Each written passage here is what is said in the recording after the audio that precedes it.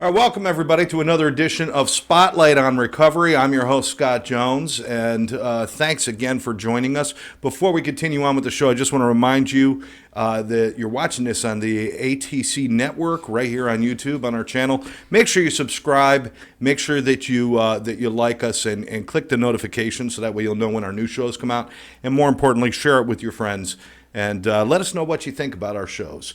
But right now we got a great guest. This isn't just somebody off the streets. No, we pulled him out of a Wawa. It wasn't off the streets. No, this is a guy. He's actually gone through our training with ATC. He works at a great organization through the Archway. This is Tim Perry. All right, how you doing, Tim? I'm great. Thanks, Scott, for having me. I love it, man. It's good to be see here. It's a great show.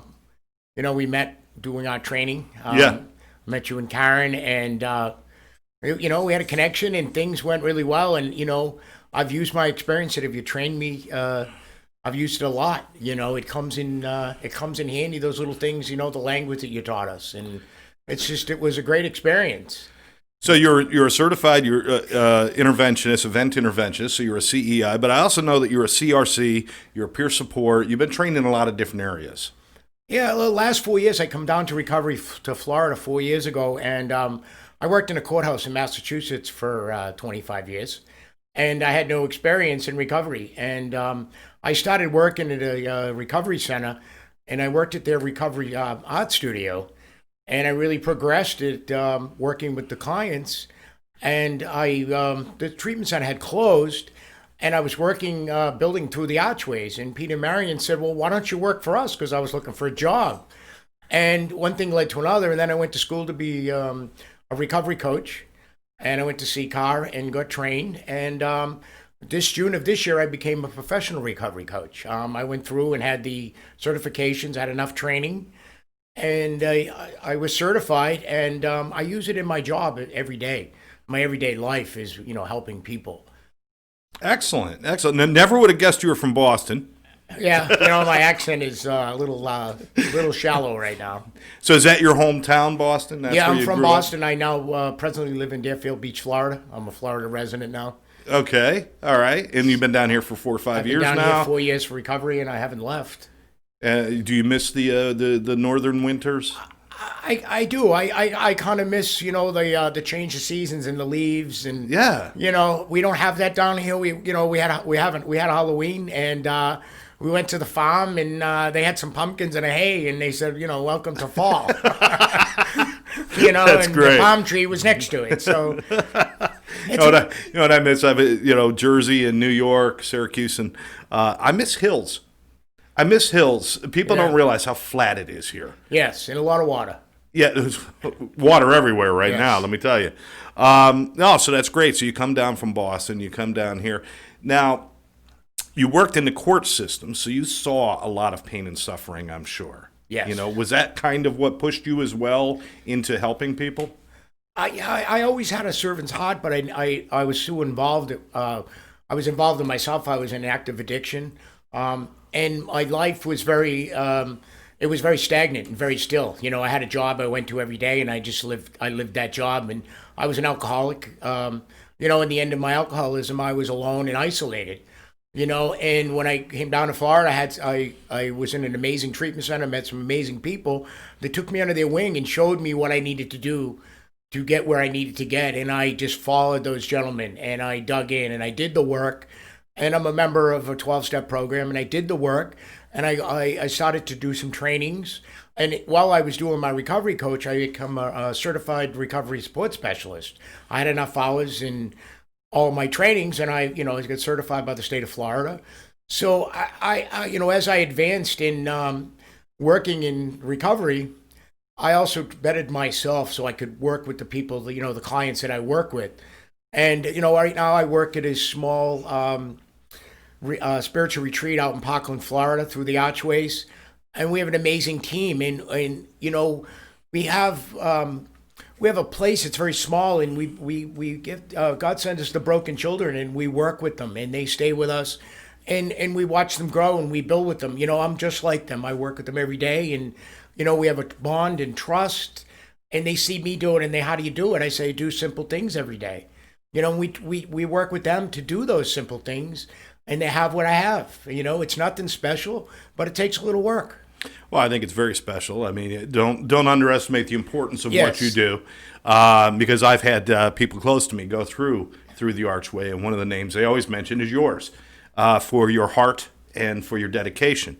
By the way, if you'd like more information about Through the Archway, don't make any assumptions. And this is like another program that you might have seen or something. This is really different. You want to check this out, especially if you're somebody who has been through the standards, the regular rehabs and everything else. Please check this out. Give them a call, throughthearchway.com, or you can give them a call at 844-442-2700. Ask questions. Ask questions. Go down, take a look, speak to Tim, Mary, and Peter, any of the people there. They're going to tell you the same thing. Yeah, this is something different, isn't it? It's not the same old look at recovery, is it? It does. It not. You know, we have a beautiful property out in Parkland. Yeah. You know, we have peacocks that come and visit. We have structures different. You know, we have a couple of lectures a day. You know, the clients, we're hands on. We eat as a family. You know, we do everything as a family. You know, that we treat everyone is treated with respect and dignity. You know, it's a program that you know, most of our residents that come to visit us and stay with us, you know, have been in, you know, many treatment centers. And the first thing we should tell them, we're not a treatment center. Right. You know, we don't intend to be. And you know, God has blessed us with many different things. We're now a nonprofit, so you know, God willing, in time, you know, we'll be able to help more people. You know, with the COVID hitting, we really haven't done any fundraising or, you know, got our word out, but. You know, we're just beginning, and God just keeps blessing us with these things, and you know, with the nonprofit, and we have an amazing staff. You know, we're there every day, and we're in the trenches, and you know, we put the time and the effort in with our residents. Absolutely. And, you know, like I said, I've had somebody, a family member go through, and one of the things that was mentioned was that you really make them responsible for taking care of themselves. And it's not like you're doing every single thing for them. They have to actually start to realize what it's like to build a sober life, and which is really different. Yes, It's you not know, babysitting. No, we don't. No, we don't babysit. You know, we have some simple things that we're up every morning about 7:15. You know, and they have breakfast, and we teach them. We're partnered with a program now that is they're doing resumes and they're building their work history, and they'll come in and have a coach come in and work with them. You know, and you know, we have many different options. You know, to move them on. You know, when they go to a structured sober living, they have a resume. They're able to find a job even with their whatever background they may have. So there's many of options we work with people. Every time Karen and I would visit, there's always like this conversation about what else can we do? What's a new thing we could try? What is some, you know, and I know you talked about, you know, maybe doing some things with music, and you got the resume things, and you got, so it's really just a fresh look. I want to encourage people to try it. Tim, it's not an easy life to work in service and to help people. There's a lot of heartbreak involved. Yes. How do you deal with that? I mean, it's just, I guess there's a lot of places that'll say, you know what, they're addicts, they're supposed to die. Get over it. It sounds harsh, but there's places that take that attitude. Yes. You can't live like that. You know, in my own program, it's very solid. You know, I have a amazing connection with my higher power, who I choose to call God. And, you know, I work a serious program myself. I sponsor many guys. I'm in the middle of it, but I also do a lot of my own. My own recovery is amazing, you know, because I have teachers that I work with. Right. And that reflects on my residents, because what I tell them, I do.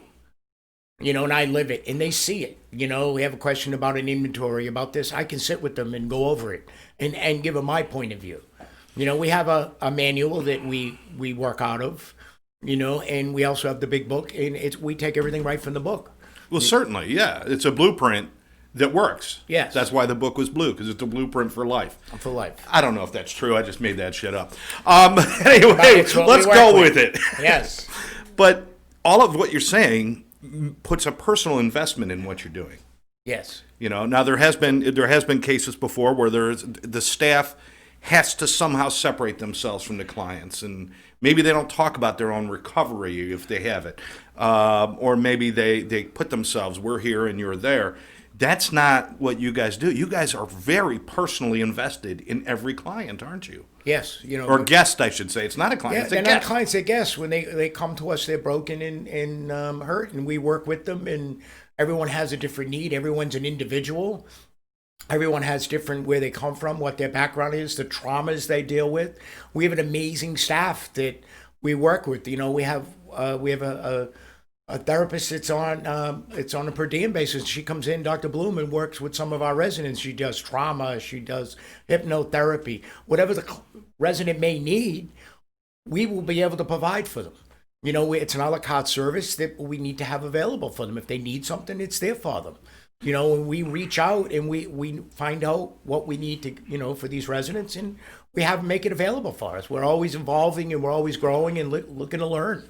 So you start with a basic structure of this is what we do, but then you really have to kind of rewrite the program every time you meet somebody because you've got to figure out what it is they need, right? Yes, and also we have amazing medical staff that, that come, and right now we're on Zoom with them. And, Nurse Laurie is amazing. I mean, I had her when I was in treatment 4 years ago, and I was a mess. And today, things are a lot different than they were then because of people that cared and got me where I needed to get and what I needed to do.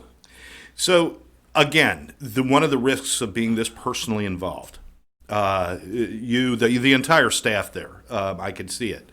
One of the risks is that you take things to heart. And you understand that you can't always win. Sometimes, what does that do to you personally? Does that sometimes make you cry in the pillow and say, "Why do I do this?" Yeah, well, it's not my recovery, but we don't give up. Right. I just continue and just be the same I was yesterday and set an example. Right. I set an example for them, and they see me doing it because I gotta ask them to do something I don't do. Sure. And they see that and they feel it. Now, hopefully, we get more of these moments because I know I've had them, and Karen talks about it a lot. Is those moments where it's like something happens or you see the miracle, in a big way that kind of like hits you in the head and says, "This is why I do this." Do you have those moments a lot? I come in, a couple of weeks ago on a Monday morning, and a gentleman came into the group room, and he had his shoulders were back and he had this sparkle in his eye, and wow, I just finished my Sip Sunday. Like they say, hang around till the miracle happens, and you can see it. Hey, he wanted to leave the third day he was here. This isn't going to work for him. Why, you special? You haven't given it a shot yet, and then you see it happen. And we have a lot of those. That's really cool, and it's a blessing for us to be able to share in that. Yes. To be invited into someone else's miracle, which is kind of cool. Yes. You do have to be invited in. Yes. So that's really neat. So, I mean, it sounds like this takes up all your time. I mean, do you have things on the outside that are yours and that you kind of de-stress with and you'll have fun with? Yes. I do many different things. I have my own recovery coach clients. Okay. That I do on Zoom. I'm involved. I have a lot of my own sponsees that I work with. I'm a beach guy. I love the beach. I do a lot. I cook a lot. I'm always cooking, always having people over for dinner. I love, since I came to South Florida and people had put me on a budget with my clothing allowances, I became a thrift shop king. Like, you want to know where to go for the stuff? I'm not telling you because it won't be there when I get there. But I don't understand anything about clothing shopping problems. Yeah. When you have a $20 budget, you're in Halfway House, you'll find a place to get nice clothes. Absolutely. So your recovery really leads your life, your recovery. Yes. Obviously. Yes. One of the things that I'd always said to people is that, if you make recovery a struggle, it'll be a struggle. But if you find the joy in recovery, your life is joyful. Yes. Do you agree with that statement? It definitely, I have a life beyond my wildest dreams. I would never have thought, 4.5 years ago, I would be living in Florida, have an amazing life, live in paradise, and have this job that I'm blessed to have and enjoy going to work. Not even enjoy it, love what I do, and it's not a chore. Right. I go in and I enjoy what I do and the passion, and the residents see that, and and they know that they the end light at the end of the tunnel. They can have what you have. You just have to do what we do, and it's very simple. Now you say you like cooking. Is that one of those newfound things that it's like? I've always or cooked. you always had that? I've always cooked. I always had like a catering business on the side. Or Oh, really? I started a dessert business here in Florida, the Confection Connection, where I'll do weddings. I'll cater a wedding dessert buffet, or I'll do the whole wedding itself. Wow. All right, we've got people in the studio off to the side. Yeah. Is he good? Oh yeah. Okay, we got confirmation. You're Yeah, good. yeah. You know, it's just a found talent that I have creativity. Well, I found that, I had rediscovered music in my sobriety, and music became a big part of it. I love cooking, and it's a great way to relax. You could have the most stressful day. You go home, and you just start cooking, and it kind of takes something away. Yes. And you got to be present when you're doing it, or you burn your face on the stove. Yeah, So you forget gotta the be cookies. careful. Yeah. But Tim, that's great. You're working for a great program. You got yourself out of Boston, and you're down here. I just said it just like you. I was in Boston. Yeah. You a Southie? No, I go up actually right in the city. Right in the city. In the Okay. city. I'm a city boy. All right, so you're down from Boston. You're in a place that people work all year just so they could spend 1 week here in Florida. I mean, that's how blessed our lives are right We're now. lucky. We could be at the beach every day after work. If that's what we want to be, we can do that. Yes. Life is all good. Would any of this be possible if you didn't stop drinking? No, I mean, in the end, it was me and a bottle. Isolated alone. With intervention, and I ended up down here in Florida. And when I got here, I really didn't want recovery. I just thought, well, I'd get them off my back. I'll come down here for 30 days, and I'll go through the treatment center, and 30 days, and I'll fly back home, and I'll get back with my life. And that they had another plan for me. I was in an amazing place. The people there really cared, and they took they took me under their wing, and they showed me a different way of life. And the people that I worked with while I was in treatment taught us and spent time with us. And I learned from these guys, and I wanted what they had, and I chased it, and I was in recovery. I was in that treatment center for almost 5-6 months, and going through my steps and working with a sponsor and working and volunteering. So what was it that drove you? I mean, it's nice to say that the other people did a lot, but there has to be something internally that you hooked onto that kept you going. Do you remember what that was? They were just so happy. They guys. And you wanted that so badly. I always wanted to be happy. There was always something missing, and they had what I just followed them along, and put one foot in front of the other, and before I knew it. Right. Well, and that's great because I've always believed that you need an anchor of some kind, something to latch onto to keep you from drifting from what you're working on. Yeah. And although a higher power, God, may be the best anchor, it's not always available to people early in recovery because you're just not there. You're not ready. So you got to find something, and if it's something like that where it's like, I know inside I want to be that happy person, and I've never been it, and I want to see it. And then maybe that's what keeps you going. That's cool.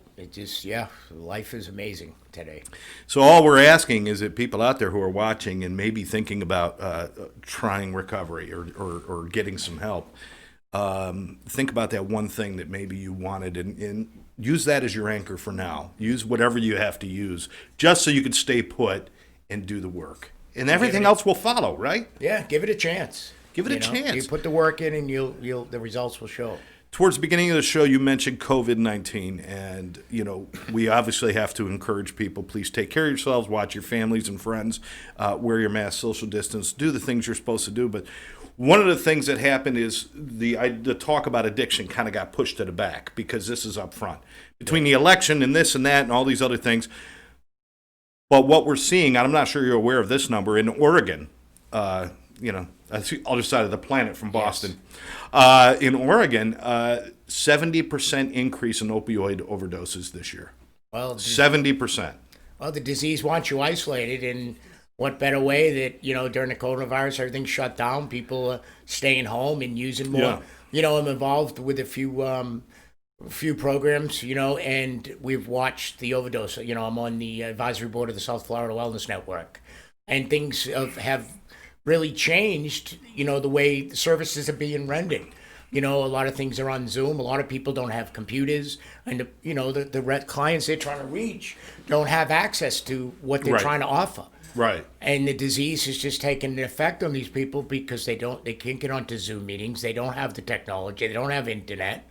So it's hard. I think some people are also maybe concerned about a loved one or someone that they care about. And they're also kind of pumping the brakes saying, well, we'll deal with it when this crisis is over. And I guess by that number, 70%, 50% in most major metropolitan areas, we've got an increase in drug and alcohol deaths, not to mention suicides and abuse and domestic violence and all the other things going on. You can't wait until this crisis is over. No. You need to deal with this now. By next year, it's going to be too late. We're going to have a huge influx of people looking for help when this crisis is over with COVID. But there's a lot of people that aren't going to make it to the end of COVID. So please ask for help. Contact people like Through the Archway. Even if you just need answers to questions. You guys are there to answer questions too, right? Yeah, sure. Their phone rings. There's people to answer. There's someone there at the other end that's got a kind and loving. And if they can't help you, they'll direct you to the right place. Absolutely. And there's a lot of help out there. You just need to reach out. But don't wait. Yes, before it's too late. It's just across the country now with the election over, we were all pushed to the side in recovery. All the money went to the COVID funding, and recovery advocacy is taking a back burner. The recovery advocacy project is, pushing forward. Now the election is over. What do we need to do for next year to get in front of these legislators and to push our agenda? Yeah, I think, and I think we need to push the agenda. I think we need more people involved. But at the end of the day, it comes down to one individual being there for another. If you see somebody with a problem, don't ignore it. Say something. Deal with it. If you need help, obviously, Addiction Training Center, we have the information about becoming an interventionist or anything else as well. So check us out at atceducation.com. But places like Through the Archway that are so dedicated to helping everyone they can. Whether they're in your walls or not, you want to be there for them. And I know that from your character, Marion and Peter and everyone else out there at Through the Archway, from their character and how they live their lives. They're there for everyone. They're not there just to generate a business. No. They're there. The business is there to serve people. And if you can go beyond the business to serve people, I know you do on a daily basis. Yes. So we definitely want to invite you again, throughthearchway.com. Check it out. Meet great people like Tim. Scott. Yeah, dude, it's great. And what is next for you? If let's say Tim is 5 years down the road. I know we're not supposed to project and do all that stuff. You know what? It's my show. We'll project. Yeah. All right. What do you want to be? 5 years? Where do you want to be? 5 years from now, I'll still be where I am. My heart is at Through the Archways. What that may be like. I lived about a mile down the street, so there's no retirement in the future. I'd be at the Archways working, with the residents in some capacity. Well, that's great. That's great. And obviously, we'd love to see the program expand and help more people, obviously, and all over. And hopefully, with God's will, ATC will be there beside you. We'll help each other, and the key is to help as many people as possible. Get the word out. But beyond that, brother, I look forward to having a dinner with you so I could eat your cooking. Great. And we could kill all the birds with one stone. We'll stop over at Archway. Then you'll cook me some dinner. We'll take it out. We'll sit on the beach. All right. We got like all the good stuff all in one, right? Well, the next big event is Thanksgiving. We do a big Thanksgiving gathering at the house. We usually have 30, 40 people, and we cook all the fixings and pies and cookies. You wear a mask and safe. And we'll safe distance, and we'll have a little buffet out and. Come and enjoy yourself and hang out. But will the football game be on? Oh, we have a couple of TVs. That's always. All right. Yeah.